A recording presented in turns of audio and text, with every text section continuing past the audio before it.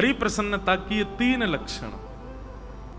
हरि प्रीत्यर्थे, हरि प्रसन्न हो, इस भाव के लिए श्रीमद् भागवत की सन्निधि ग्रहण करो। भागवत तीनों में निपुण बनाती है।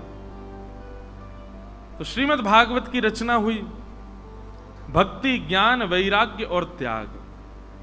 तो सबसे पहला भक्ति यहां से सीख के जाना है। भक्ति यदि नहीं आएगी तो ज्ञान लेकर के जाना है। ज्ञान भी नहीं आया, ज्ञान का मतलब यहां पर नॉलेज नहीं है, ज्ञान का मतलब यहां पर विवेक, सद असद की पहचान। पहले दिन भी मैंने कहा था, भक्ति, ज्ञान और तीसरा है वैराग्य। वैराग्य का मतलब क्या होता है? वैराग्य का मतलब सब छोड़ करके साधु महात्मा बन जाओ, नहीं। वैराग्य का मतलब है कितनी भी भोग्य वस्तु सामने आ जाए लेकिन फिर भी आप अपने आप पर वशीकृत करके बैठे हो। रसगुल्ला सामने आ जाए, कुछ भी सामने आ जाए लेकिन फिर भी जिह्वा में पानी ना आवे, आप विचलित ना हो, उसको वैराग्य कहते हैं। मतलब वस्तु सामने है लेकिन आपकी इंद्रियां आपके वश में है, इसको वैराग्य कहते हैं। एकादशी वाले दिन देखो, जिन लोगों की एकादशी होती है और जिनकी नहीं होती है, उन दोनों में बड़ा प्रेम भाव चलता है उस दिन।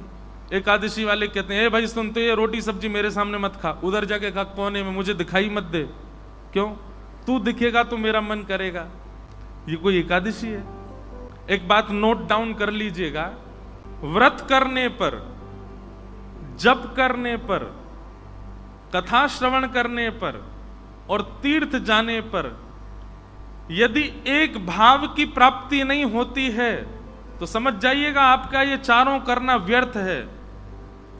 क्या क्या करने? व्रत करने पर, जप करने पर, नाम जप करने पर, तीर्थ में जाने पर और कथा श्रवण करने पर यदि आपको एक भाव की प्राप्ति, कौन सा भाव? प्रसन्नता। अगर प्रसन्नता नहीं है तो ये चारों काम मत किया कीजिए।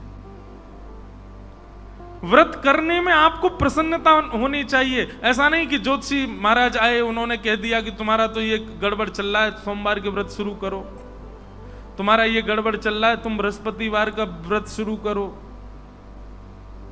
उनके कहने से प्रेशर में आकर के व्रत कभी मत करना, बेफिजूली का ये काम नहीं करना है।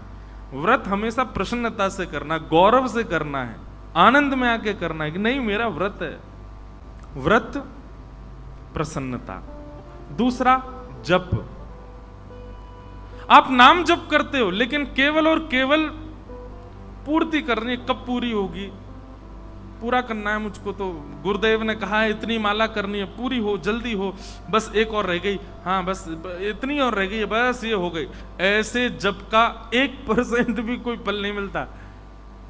अच्छा, जो ऐसे जप करते हैं ना कि बस ये पूरी हो जाए, ठाकुर जी भी बड़े आनंद करते, उनकी माला ही गिरवा देते हैं। ले बेटा दोबारा से कर, शुरू कर। व्रत में प्रसन्नता होनी चाहिए, जप में प्रसन्नता होनी चाहिए, कथा श्रवण में प्रसन्नता होनी चाहिए।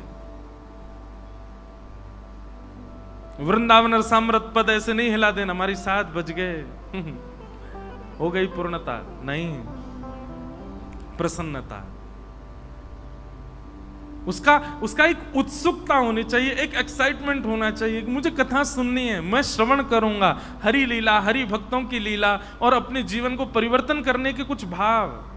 अगर इस बिना प्रसन्नता के आप सुनते हैं तो ये व्यर्थ है सुनना। व्रत, नाम जप, कथा और चौथा तीर्थ यात्रा। अगर आप तीर्थ गए हो और वहां भी प्रसन्न नहीं हो, आपका तीर्थ जाना व्यर्थ है।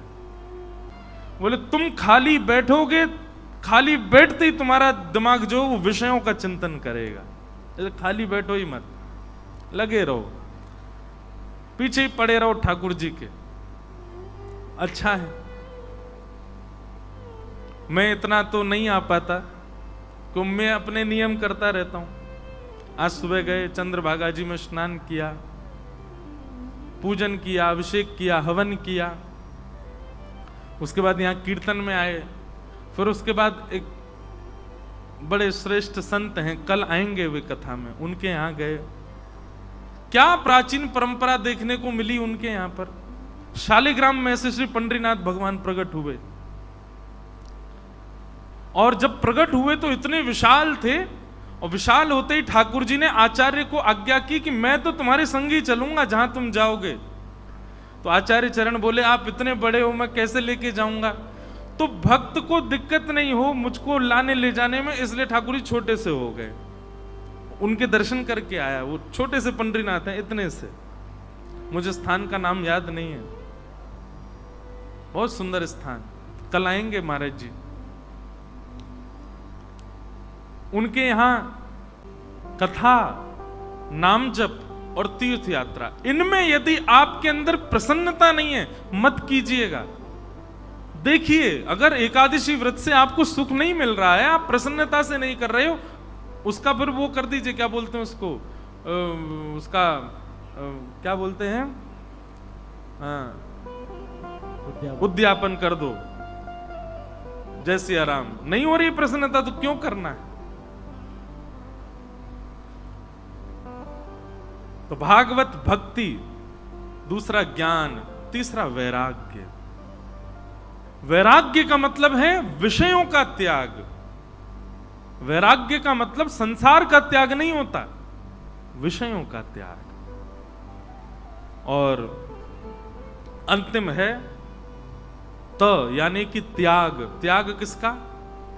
हरि विमुखों का त्याग। भागवत, वेद व्यास जी महाराज ने भागवत की रचना की। भागवत जी से पूर्व 4 वेदों को लिख चुके थे, 18 उपपुराण लिख चुके थे, 17 महापुराण लिख चुके थे, लेकिन वेद व्यास जी के मन को शांति नहीं मिल रही थी। तब श्री नारद जी महाराज का आगमन हुआ, और नारद जी ने आकर के कहा व्यास जी आप इतने चिंतित क्यों, इतना कुछ तो लिखा आपने फिर भी चिंतित हो। बोले इतना कुछ लिखा है मैंने, पर इन लेखनी से मेरे चित्त को प्रसन्नता नहीं है, ऐसा लगता है कुछ रह गया है क्या। तब नारद जी महाराज बोले मैं बताऊं क्या रह गया है। बोले बताओ। बहुत अच्छी बात है, भागवत जी की रचना इस वाक्य से हुई है, हे व्यास जी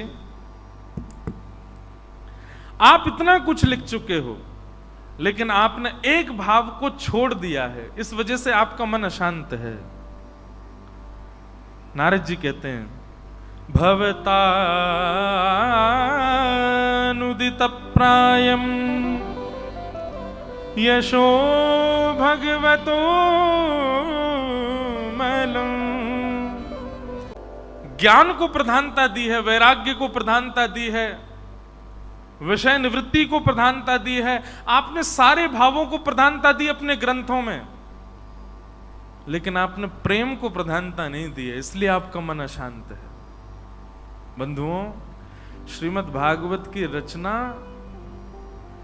प्रेम की स्थापना करने के लिए हुई है।